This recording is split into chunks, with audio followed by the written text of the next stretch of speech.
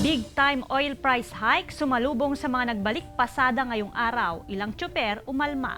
Makibalita tayo live kay Kim Bandarlipe. Kim?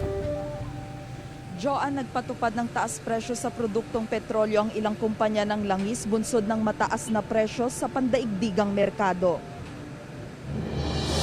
Sinalubong ng taas presyo ng produktong petrolyo ang mga tsuper at tricycle driver sa Kalasyaw, Pangasinan na nagsimula ng mamasada ngayong araw.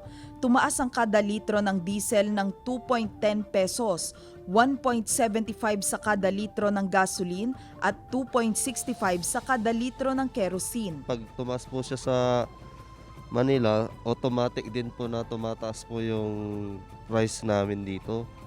Nag-update siya mag-isa. Lugi na raw ang ilang tsuper dahil limitado lang ang kanilang pwedeng isakay dahil sa GCQ guidelines. Idagdag pa ang halos sunod-sunod na taas presyo ng langis.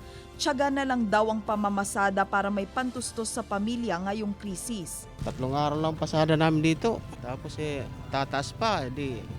Talagang mahirap talaga. 50% passenger capacity. Tapos ito na ngayon.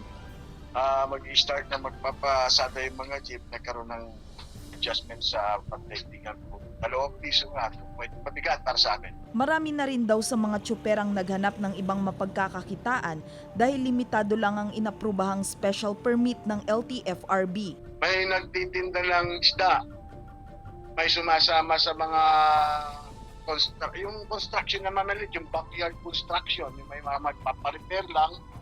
Ganun ang nakita kong ano nila, pangingisda, yung iba pangangalakal ng mga bote. Joan, ayon sa Autopro Pangasinan, nagkaroon man ng dagdag na 50 sentimo sa minimum fare, ay kulang pa rin daw ito lalo pat kumonte ang bilang ng mga pasahero na pwedeng isakay ng mga tsuper. Umaasa naman ang ilang tsuper sa matatanggap na ayuda mula sa LTFRB. Joan? Maraming salamat, Kim Bandarlipe.